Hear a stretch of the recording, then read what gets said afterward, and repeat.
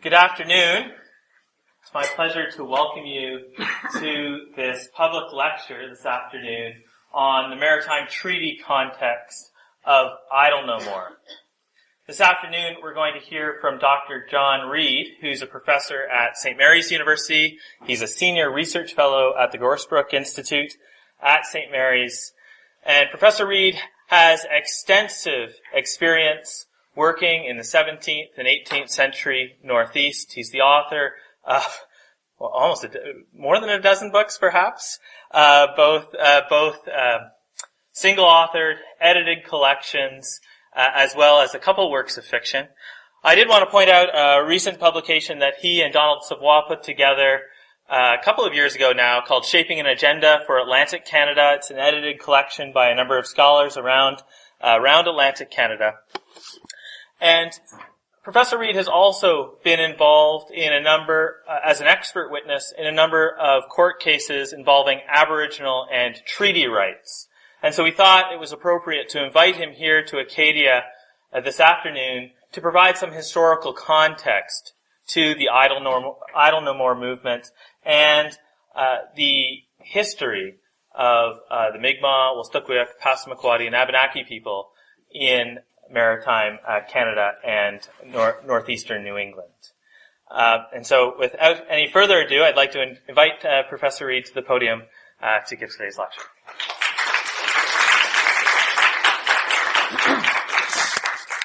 Well, thank you very much indeed, and I'd like to begin by thanking Dr. Peace for making the arrangements for this visit to Acadia, and I know also that the Indigenous Student Society has been very much involved, and I'm very grateful to them and to them for their sponsorship.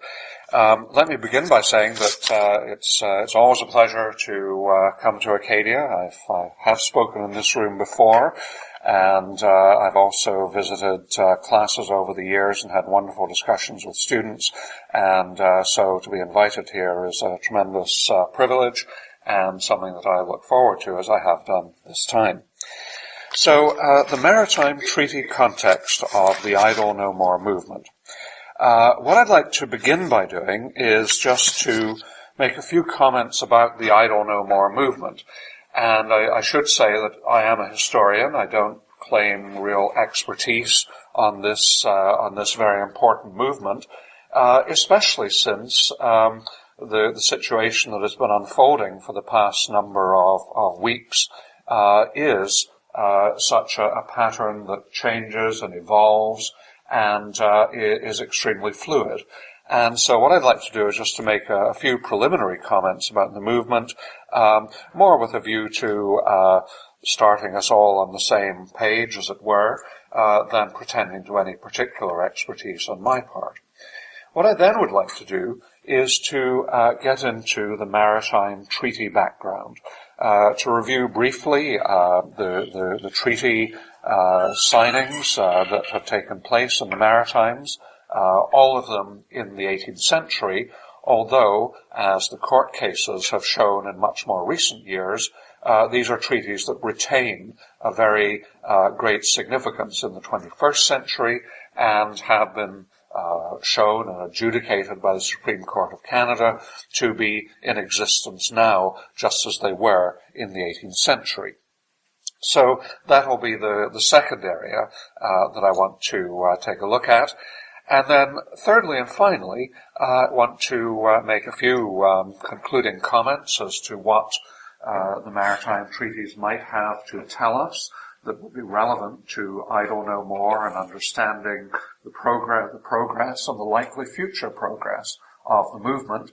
And also, what I would hope from those closing comments that I'll make in a few minutes, is that they might bring about some discussions, some comments, some possibly questions, but also thoughts and contributions from everybody. And so what I'm thinking is that I would like to think that we might have maybe half an hour or so for discussion, that we can have a more freewheeling kind of exchange. So that's sort of the plan, and let me begin with those few comments on Idle No More. I'm sure we can all agree that the I Don't Know More movement, the development of the movement, the evolution of the movement, is an extremely important turn of events. And the pattern of the movement, as I mentioned a moment ago, is still very new.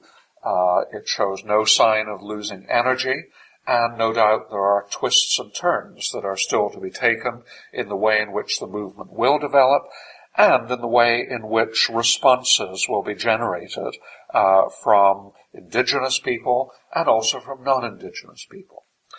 And it's very interesting already to see the variety of responses that have been generated in the media, particularly to this movement. I think, for example, of the article by Andrew Coyne in the National Post a few days ago that interpreted I Don't Know More provocatively, and I think inaccurately, but very interestingly, as essentially a contest among Indigenous groups, between people who have quite different visions of the future of Indigenous peoples. And then what in effect was a response by Hayden King, in effect arguing that differences of opinion, differences of approach, diversities are not only inevitable in not just a group, but in a series of groups of people, such as Indigenous people in this country, and that these divergences are not only inevitable but also healthy. And arguing in conclusion that this is not disunity so much as democracy.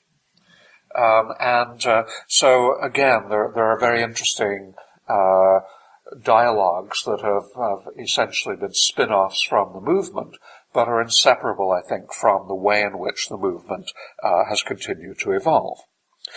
Now, just picking up on that last point, one of the first points that perhaps is not fully appreciated by all non-Indigenous people in this country is just the sheer complexity and diversity of Indigenous cultures.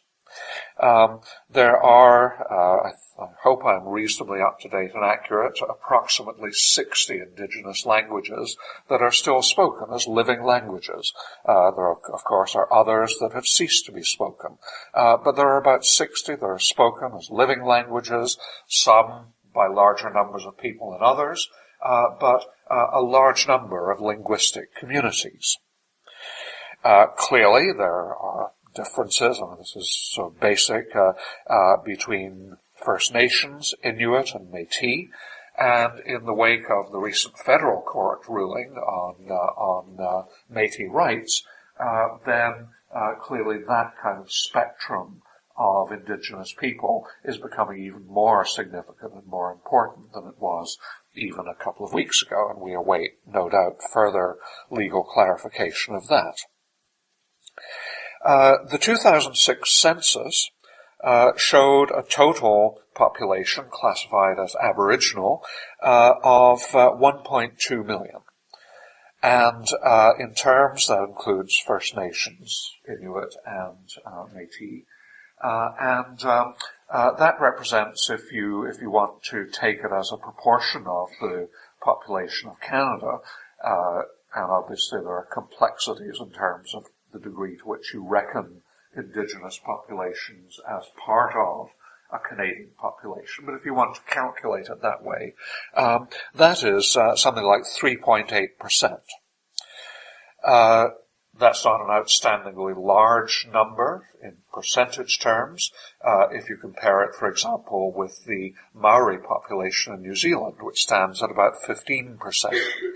And yet, 3.8%, 1.2 million people, for loose comparison, by my count, there are 30 members, or approximately 30 members of the United Nations that have a smaller population than that. And so, is it a huge population in terms of the overall population on this land? Well, no. In 2013, it isn't. But is it a very substantial population that historically and in contemporary terms has outstanding significance? Well, yes, of course it is. And so that is part, I think, along with the diversity of why for Indigenous and non-Indigenous people, a movement that emerges, such as Idle No More, that has such wide support within a very important community, is something that cannot be ignored or treated as anything but important. One further observation about the Indigenous population, that is that it tends to be a very young population. Again, taking 2006 figures of the Aboriginal population classified as such in the census, some 46% are aged 24 or under, and no doubt by 2013, and no doubt the 2011 census will confirm that the youth population is no doubt even larger than that today than it was in 2006. So it is no surprise in that sense that a movement should emerge that clearly, while it's not confined to any one age group, does have enormous influence by young people, and young people who, in terms of their communications, in terms of the way they look at the world, are very much characterized by the kind of social media-based communication that's common to young people very widely. And in that sense, Idle No More has been compared often to the Occupy movement, and you could compare it to other important movements that have emerged internationally in recent years. So, the Idle No More movement, then, is a reflection, in a sense, of the Indigenous population. It also is a movement that has been described by some commentators in the media and elsewhere as being diffuse and poorly focused. Now, clearly, there is a complexity in what we find in terms of current situations, in the sense that Idle No More is one movement. Chief Teresa Spencer's hunger strike is another dimension of developments that are ongoing, and the actions of not only the Assembly of First Nations, but others who may diverge from the Assembly of First Nations in terms of their approach to tactics and strategy, mean that there is a complexity, and again, that reflects, I would suggest to you, that kind of healthy diversity that I mentioned a few moments ago. But the key organizers of Idle No More have been, it seems to me, abundantly clear. They made it clear that their concerns are in part environmental, and that they're objecting to the weakening of environmental safeguards, that their concerns also have to do with governance and the slipping into much larger pieces of legislation by the federal government of very important pieces of legislation that have had little or no consultation with Indigenous people or even with the appropriate parliamentary committee. But most of all, and the organizers again have been very, very consistent on this, Idle No More is about the relationship and about resetting a relationship of respect and dialogue between Indigenous people and particularly the representatives of the Crown. And that brings the movement directly into the realm of treaties, because treaties really in this country are the formal basis of relationships between Indigenous people and the Crown. The treaties that are most often cited are the numbered treaties, the ones that involve areas much further west than here, in western parts of central Canada and large parts of the west and north, that were signed between 1871 and 1921. These numbered treaties involved a vast amount of territory, and generally speaking, they included territorial surrender. And yet, they're also very diverse in terms of the provisions that they have, and all of them put obligations on the Crown, meaning in this context the federal government. Now, the obligations are not the same, they're variable, but these are treaties that do involve land, but they also involve obligations taken on by the Crown to contribute to the economic well-being of Indigenous people, and a variety of these responsibilities that the Crown then took over. Now, the numbered treaties are obviously extremely important, but much less often referenced, and here's where I come to a central element of my talk this afternoon, much less often referenced, but extremely significant, at least in my view, and I hope to convince you accordingly, are the peace and friendship treaties, entered into by the Crown with the Mi'kmaq, Wolstuquyuk or Maliseet, and Passamaquoddy peoples between 1725 and 1779. Although these treaties are seldom referenced in the current discussions by comparison with the numbered treaties, these treaties are, I would suggest to you, foundational, in the sense that they were the earliest treaties between the Crown and Indigenous peoples within what became Canada, and because they have certain very distinctive elements that have, in many cases, been adjudicated by the Supreme Court, but in some cases have yet to be either litigated or fully negotiated. Now, I'm not going to enumerate all the treaties one by one, because we'd be here for a long time and it probably wouldn't be productive. But what I do want to summarize is that the earliest of the treaties, 1725, was signed, or at least the earliest form of it was signed, in Boston. It was negotiated by negotiators who were not Mi'kmaq or Wolstuquyuk or Passamaquoddy. They were, in fact, Penobscot from the northeastern part of the state of Maine. And what they reflect is that these treaties come out of a broader stream of treaty making that involved all of the Wabanaki peoples off the northeast, and that really go back certainly as far as the Treaty of 1678, and you can, further back than that it becomes a bit less easy to define. Some people would argue that the treaty-making process goes back longer than that. But you can certainly date it from 1678.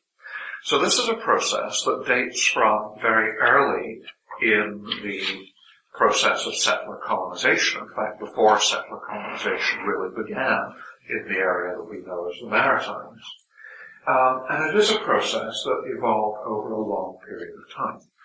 The 1725 treaty, negotiated in Boston, was then brought back, and a ceremonial ratification took place in what the British called Nova Scotia, and another one in what the British also called Nova Scotia, but later would become New Brunswick.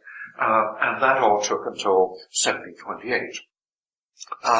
And then there were further treaties, one in 1749 at the founding of Halifax, one in 1752 that followed the violent conflict brought about by the founding of Halifax, other treaties in 1760 and 61 that came during the 7 Years' War and immediately after the fall of Louisbourg, and then a further treaty in 1779 during the American Revolution. Now, what does all this tell us? Let me make a couple of general observations and then get into some of the more specific elements of what the treaties say. And notice I use the present tense because these are treaties that are still valid. A couple of general comments. First of all, that these are treaties that tended to be made at a time when peace was required. The history of relationships between indigenous people and what we know as the Maritimes and imperial representatives was a troubled history, and it was characterized at times by diplomacy, at times by conflict. And so the treaties, the specific treaties, tend to belong to time when there has been conflict and when peace is going to be restored. Second general comment, that these are treaties explicitly of peace and friendship. You know, the exact terms vary, but what they represent is peace and friendship between indigenous representatives and indigenous peoples and the Crown. Peace and friendship really is the key, I think, to understanding this relationship. So what did the treaties say? Well, the treaties, as I say, differed, although they all have a lot in common. All of them looked forward to trading relationships. There's an economic dimension to these treaties, that trade would take place between indigenous communities and non-natives. The written texts of the treaties include statements of submission to the British Crown. But what I would caution is that when you really submit these particular articles of the treaties to hard historical analysis, what emerges, certainly what I've argued, and there are others who have argued differently, what emerges is that there clearly was a difference of understanding in that regard. Because if you interpret the treaties in the context of later statements by indigenous leaders, it becomes very clear that that really is not their understanding. And so essentially what you have is treaties between one side that gives prime significance to the written context, another side that has oral record keeping as the major form of understanding. And therefore, you have to, I think, allow for scope for differential understanding. But however you interpret them, these statements are in the treaties. Often the treaties will provide for prisoner exchange. That's a very basic and literal kind of element of the treaties after conflict. But the most important parts, I think, of the treaties are, number one, that they involve no land surrender. It's just not there. The closest you get is provisions in the treaties that lawful settlement, for example, in the 1725 treaty, that the British, if they make settlements that are lawfully made, and it's not quite defined by whose law, then they will be accepted and tolerated. But in terms of a general land surrender, it's just not there. And that clearly is an important point of ongoing negotiation, which we'll get to in a moment. So there's no land surrender. But the values, and remember, I don't know more is all about relationships. You know, I mean, it's about other things as well, but that's a consistent theme of I don't know more, is a respectful relationship. And that's exactly what the maritime treaties embody as the highest and most prominent value. These are treaties of peace and friendship. And interestingly, that is an area, I mean, clearly there is scope in these treaties. I mean, these are treaties between peoples who are very different. Culturally, they're very different. In terms of societal organization, they're very different. And there are certain areas where undoubtedly that leads to differential understanding. So I've already alluded to one. And yet, when you get to peace and friendship, and peace is reasonably self-evident, especially when the treaty comes after conflict. But friendship is, I think, a very interesting kind of point of intersection between these two very different cultures. In indigenous cultures, this is true of the Wabanaki, it's true of other predominantly Algonquian-speaking peoples in eastern North America, and no doubt more widely as well, that friendship is symbolized by gift-giving. If you have a friendly, and that means a respectful relationship as well, it's not just friendship in the sense of, the 21st century sense that you're good buddies, you like to hang out together. This is more than that. I mean, it's a respectful relationship that can be expected to be ongoing. And incidentally, it's a relationship also that needs nurturing. Friendship can't just, you can't just say, well, you're my friend, and then not go on Facebook for 2 years. I mean, it's a lot more than that. It's a deeper kind of thing. You have to nurture this relationship. And the giving of gifts from an indigenous point of view is very central to doing that. But also from the British point of view. Now, I'm not saying there aren't differences in this area as well, but if you really examine 18th century British concepts of friendship, they're really quite compatible. And here you have two very different cultures that do come together on this value. Friendship in the 18th century British context, again, is not something that depends on, essentially social interaction. I mean, that might be part of it. But I might have a neighbor who I like to have coffee with, and I have nice conversations for 20 years. But in the 18th century sense, I might not count that person as my friend. Because a friend is somebody who you might get along well with socially, but essentially somebody who has a stake in your well-being. So you might count family members as friends in that sense. It's somebody with whom you share a deep bond that really does extend to reciprocal interest, reciprocal interest that goes beyond just the fact that you like them. And so, when the two sides talk about friendship, I mean, they're both saying something very significant about the relationship. And every Nova Scotia governor of the 18th century had a specific instruction that enjoined that person, that in effect instructed that person, literally instructed them, to maintain friendship with indigenous peoples. Now, I mean, everybody knew the path was not always smooth, that conflict could arise. But every governor was instructed to, quote, enter into treaty with indigenous nations in the territory that then was defined as Nova Scotia, which included the current New Brunswick. And so what I would suggest is that these 18th century treaties really do embody a meeting of values. What I would also suggest is that unlike the suggestion that's sometimes made, they were not dictated treaties.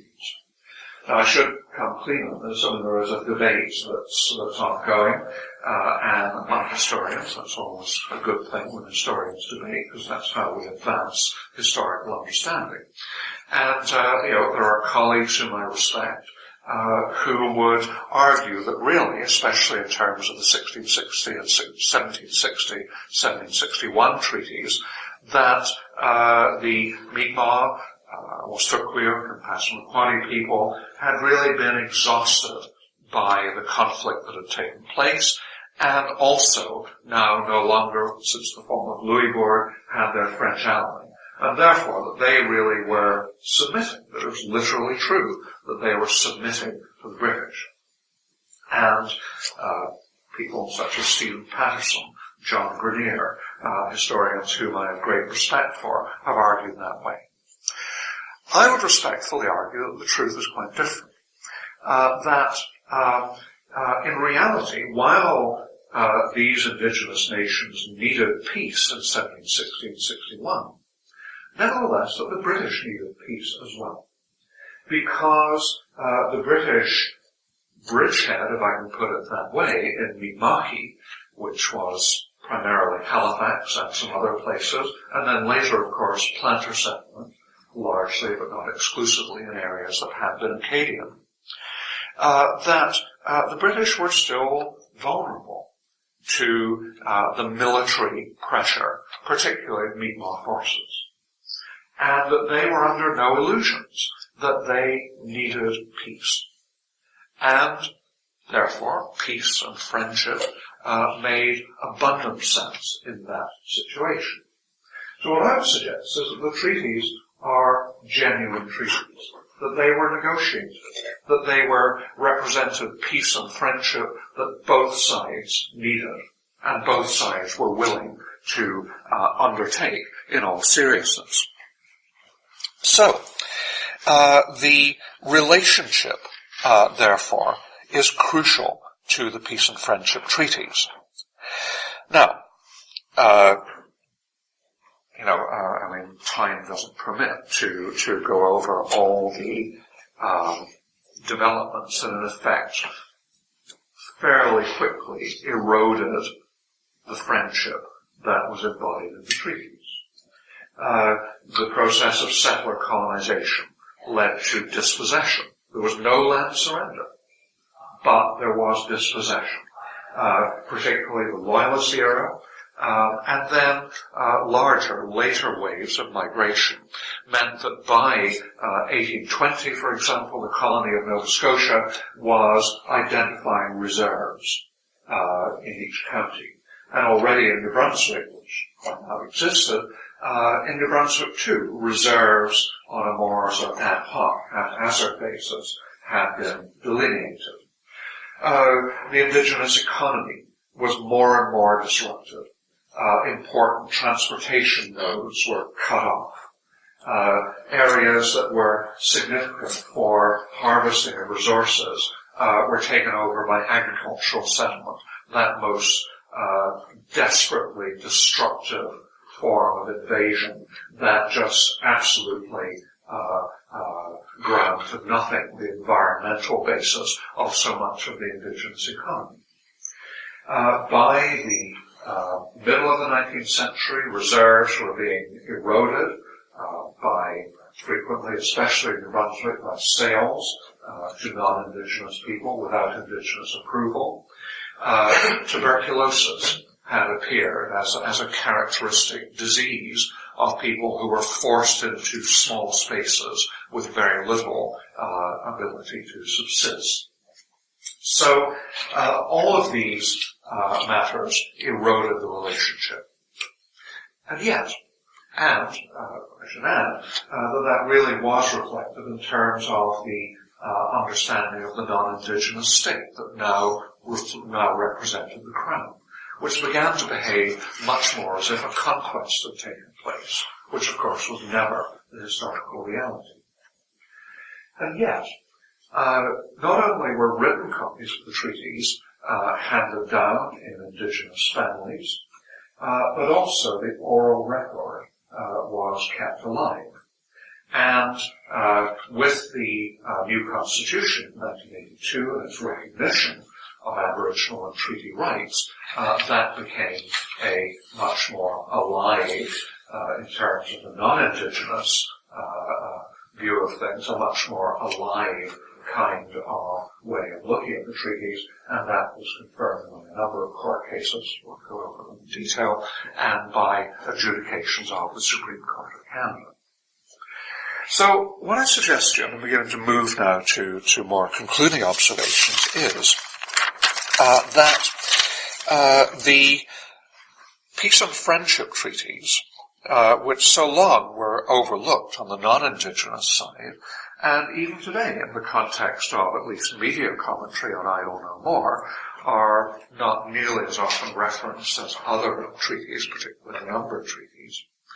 And yet, in a very real sense, the peace and friendship treaties embodied, and remember they still exist today, they're not just historical relics, and they've been adjudicated to still exist, really have embodied the kind of relationship, even though that relationship has not been historically honored for a long time.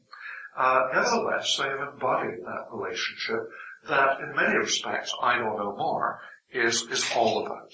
The resetting of a respectful relationship. Now, to be sure, in Nova Scotia, there is a process underway of negotiation, sometimes referred to as the tripartite process, sometimes referred to as the Maiden Nova Scotia process, by which the Indigenous negotiators from the Mi'kmaq Rights Initiative meet regularly and negotiate with people from both federal and provincial levels of the state. And nobody pretended that that would be a quick or easy process, and it isn't. And yet it has gone through a number of important milestone agreements, and it is ongoing.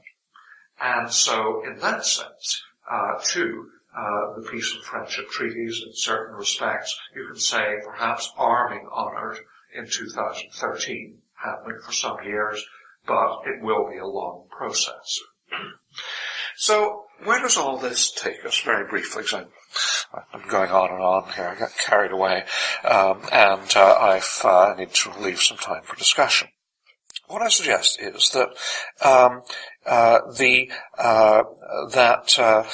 the treaties, the Peace and Friendship Treaties, are important for the rights recognized in them, for the lack of land surrender, but also for the relationship that peace and friendship is so central to these treaties. Exactly what that means in terms of negotiation is going to take a long time to sort out. And yet, I Don't Know More, in so many ways, is about youth. And many of the most urgent issues facing Indigenous nations are about youth. Not only because youth is such a large part of the population, but also because of the many social issues and environmental issues that face so many Indigenous communities. Chief Spence's community would be just one example. So many of them bear very hard youth. And that gives urgency. So you've got the long-term process of sorting out rights and treaties. You've also got the shorter-term issues that people are, young people are dying, to put it not to put a fine point on it, that lends urgency to the entire process. But what I do suggest that I Don't Know More has been crucially important. Just as perhaps you would say that the Occupy movement was crucially important in identifying certain key inequities that really were brought into the widespread public mind uniquely by that movement. So I Don't Know More is making everyone aware, not just Indigenous people, but non-Indigenous as well, of the need for a respectful relationship. Perhaps, to put it a different way, but meaning exactly the same, perhaps for peace and friendship. And as a final thought, and this is not original to me because Professor James Miller has been saying this for a long time, perhaps I Don't Know More also brings to our attention the reality that this is, or should be, a treaty country. It is a country that, again, to refer briefly to New Zealand, in which I'm no expert, in which I'm not idealizing, but in New Zealand, there is essentially one treaty, the Treaty of Waitangi in 1840, that has taken, well, it's not a constitution as such, it's now universally recognized as a founding document of that country. The complication in Canadian terms is that there is a kind of uneven picture across the country. You have the earliest treaties, peace and friendship, in what we know as the Maritimes. maybe they extend in certain senses to part of Quebec, to part of Newfoundland, but even that is a matter of debate. So the peace and friendship treaties in the Maritimes. You have a whole patchwork of treaties of many different kinds in the old Lower and Upper Canada, essentially central Canada as we know it. You have the numbered treaties, which are later and different, obviously incredibly important, but different. And then, in Newfoundland and Labrador and British Columbia, in effect, you have no treaties. And, negotiations in British Columbia have been ongoing for a long time. So rather than having one foundational document, in Canadian terms, there's a whole series of different situations in treaty terms.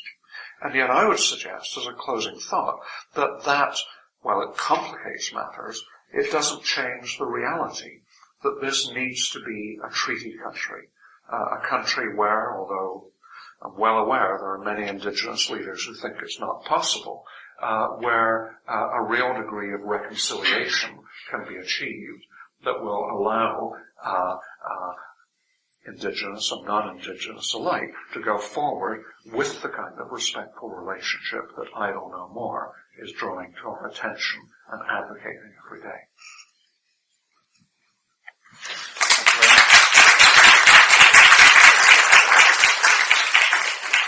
So we have some time for questions. I'll moderate our discussion period so that we respect both Dr. Reid's time and your time. But if there are any questions, now would be the time for them. Yeah. I had a question about, you were talking about treaties, and I was wondering, you were talking about how, in New Zealand, they have one treaty that spans the whole country. Do you think for somewhere like Canada, it's better to get people talking about the treaties that already exist and renegotiate them, or to, what you said, come up with a new treaty altogether? I guess. Well, I think probably both. That's a weaselly answer to the question. I think it's very important to have had the kind of adjudication that we've had from the Supreme Court of Canada.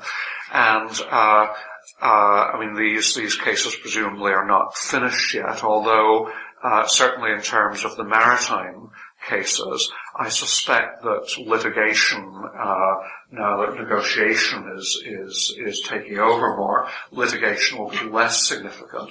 But litigation, what the courts do, essentially, is to look back at what existed historically and then to interpret it in terms of current legal realities.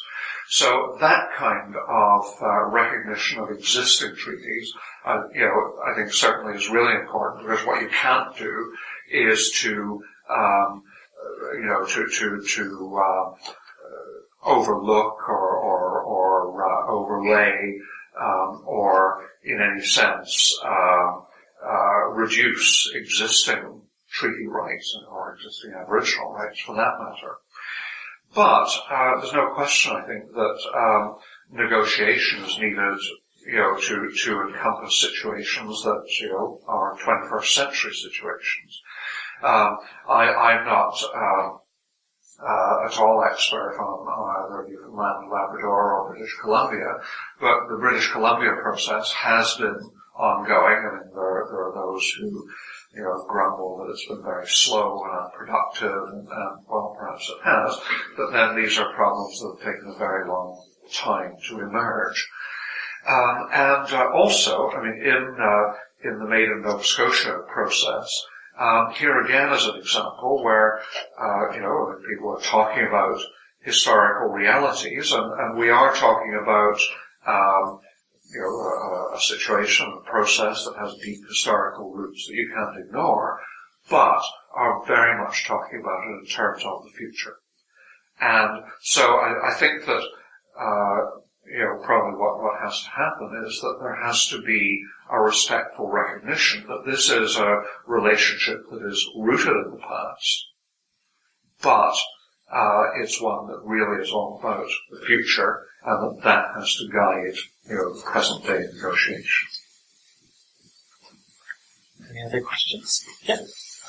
I was wondering, was there really like a genuine friendship on the treaties on behalf of the British, or was it only a circumstantial friendship just to achieve what was wanted in that time?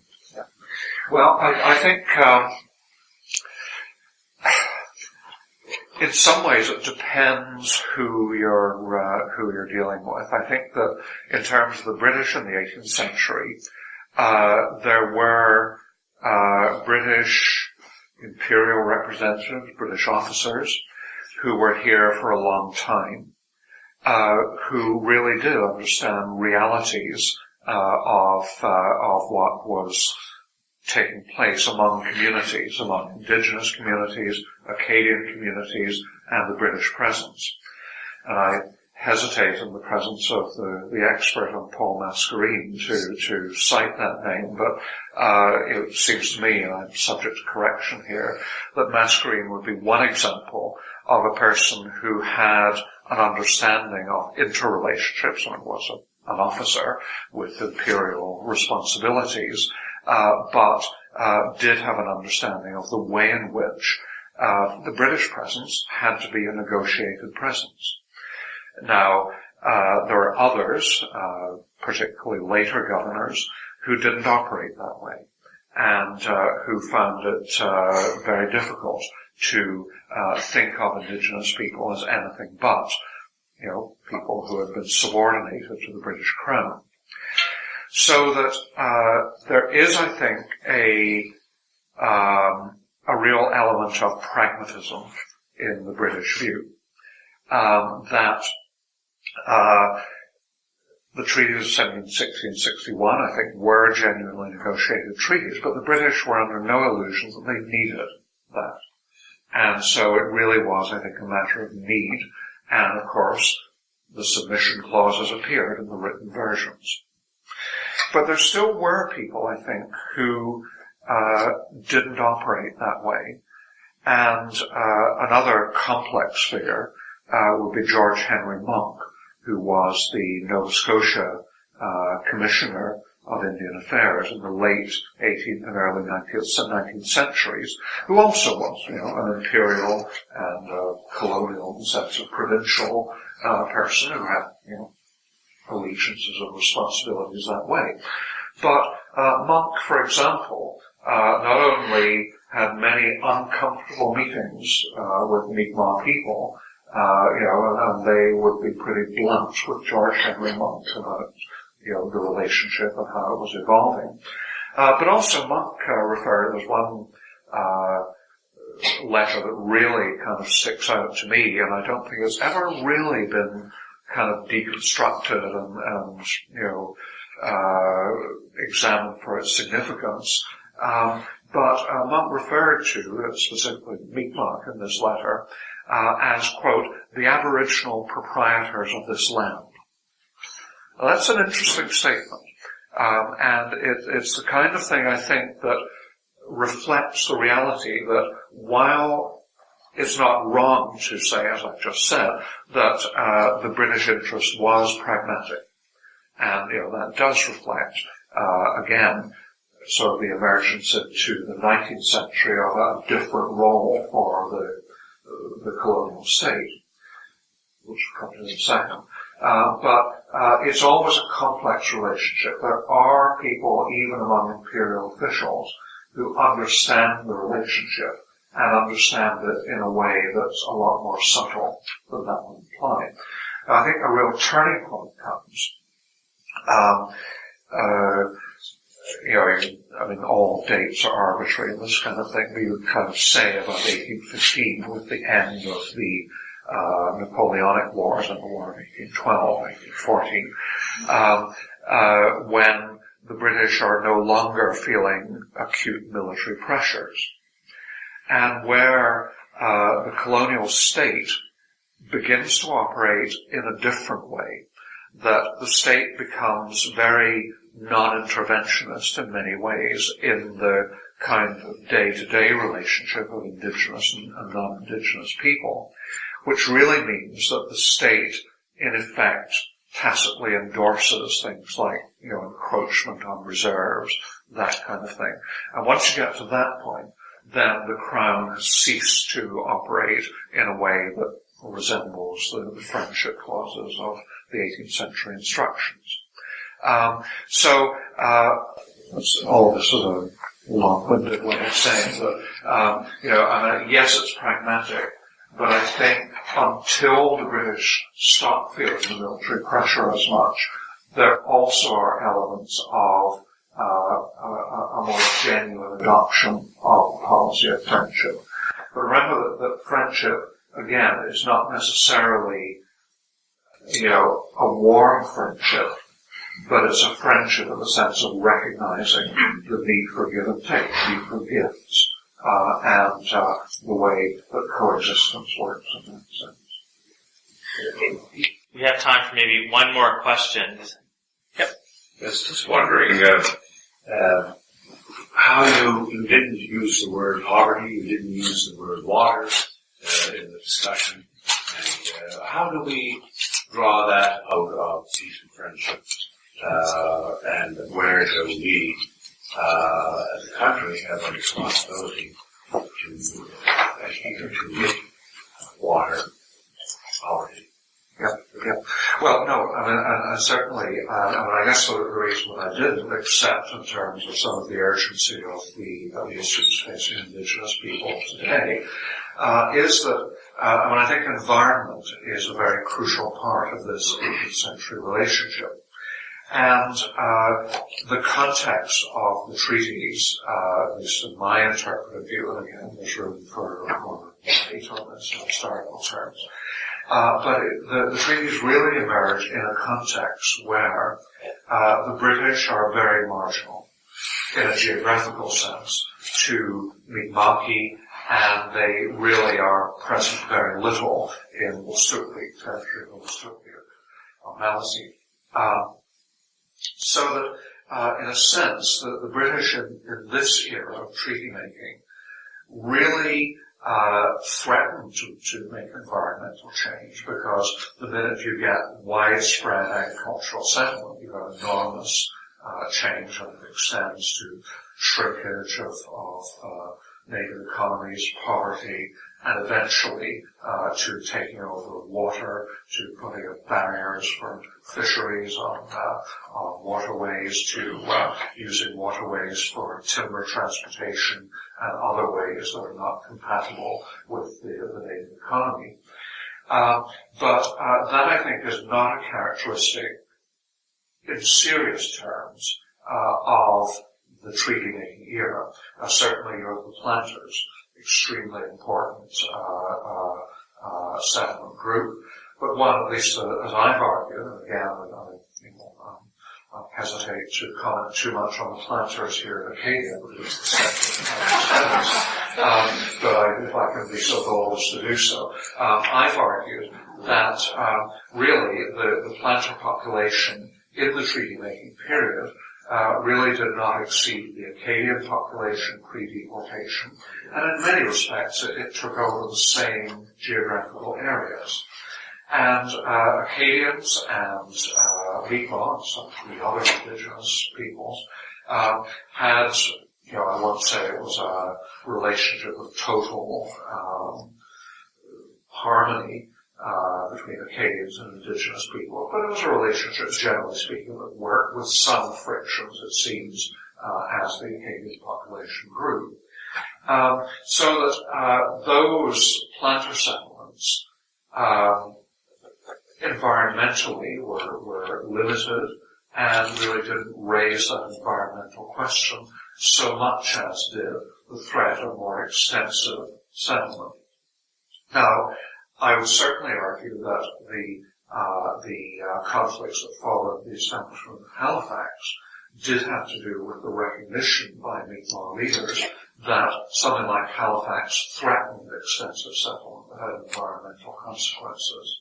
But I don't think that threat, partly, perhaps largely, because of Mi'kmaq diplomacy and to some degree Mi'kmaq military action, didn't really materialize at that point. But when it did, in the Loyalist era and later, then you really do start to see in conversations, for example, with George Henry Monk, that environmental issues are becoming very, very important to the Mi'kmaq spokespeople who are represented at surrounding records. But then especially, again, once you get beyond roughly 1815, that's when environmental issues are becoming crucial, and that's when the traditional economy is shrinking rapidly, when poverty, tuberculosis, use of water and other resources for opposed purposes, the indigenous economy, really is becoming significant. But that too is the time when the value of friendship has in effect been abandoned by the colonial state, and so two really go together in that context.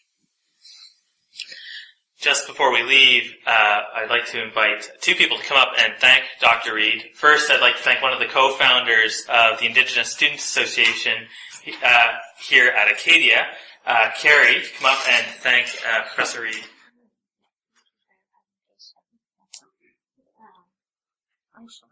I would invite you to come back to Acadia in February and March to continue telling this story as an ongoing process, an ongoing talk that is completely necessary, not in terms of only legitimizing the talk that people are saying all across the country, of which people are saying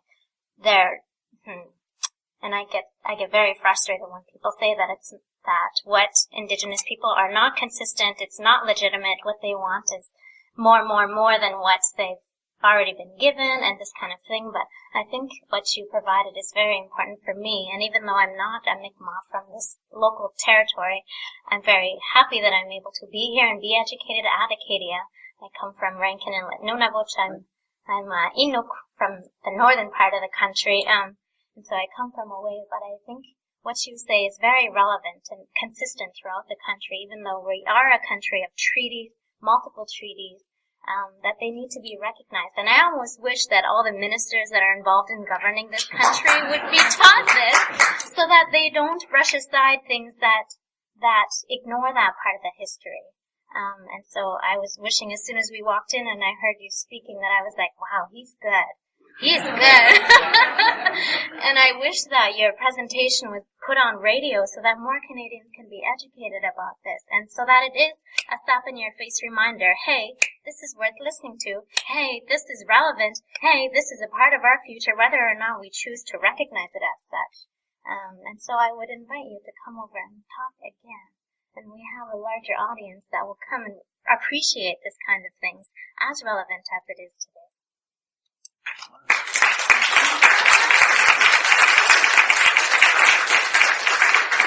And I'd also like to invite our resident expert in Paul Mascarene, the Dean of Arts, Barry Moody, to come up and thank Professor Reid on that. Thank you very much, Tom. I was trying to think just before Dr. Reid began this afternoon how long ago I met Dr. Reid. It got to be a bit embarrassing, so I didn't go any further down that road. Let's just put it this way, that it's been quite a few years. Certainly, I think in excess of 35 years that we have known each other. He first started showing up at conferences here in the Maritimes, giving papers, and I think all of us who were exposed to him even back then, when he was just a sort of newly minted PhD, we knew that this was somebody on the go. This is somebody that was on his way up. And just to echo the previous speaker, I think even then we thought, wow, he is good. We recognized that even then. And because John and I are in somewhat, at least sort of parallel, touching fields anyway, he began really in sort of 17th century Maritimes. My specialty was 18th century Maritimes. Since it's a pretty small community of people interested in those topics, we ended up, of course, over the years at the same conferences. We have helped each other out occasionally. linkages between St. Mary's and Acadia. And so I've had a lot of opportunities over the years to listen to John, to read his work. We've presented at the same conference frequently. So I've had an opportunity over the years to become even more impressed than I was even back there at the beginning.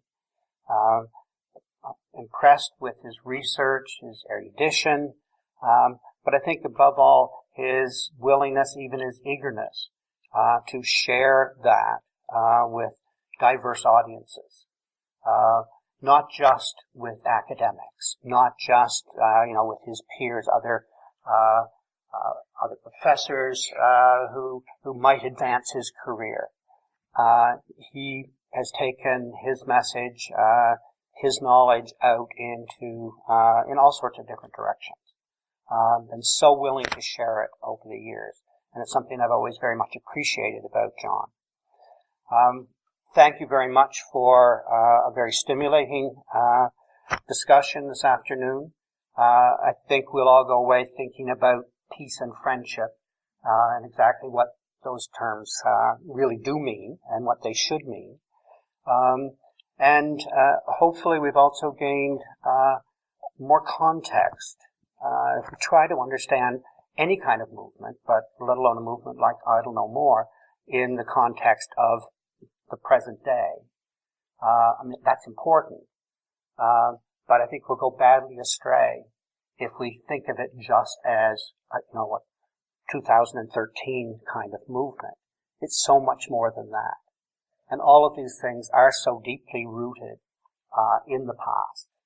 And not just the past of someplace else in Canada, but as John has so well explained this afternoon, well rooted in the past right here in the Maritimes.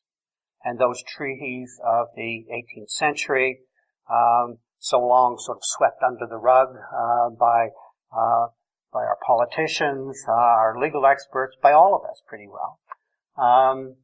More and more important in the last couple of decades. And John has played a very important role in making sure that those have become more and more important. And his role in that legal process has been a very, very pivotal one. So on your behalf, I would like to extend a very warm thank you to John for sharing with us this afternoon. And we do hope you will come back and come back soon. You don't come this way often enough.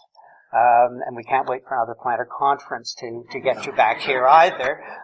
We need you back here more often than that. So thank you very, very much.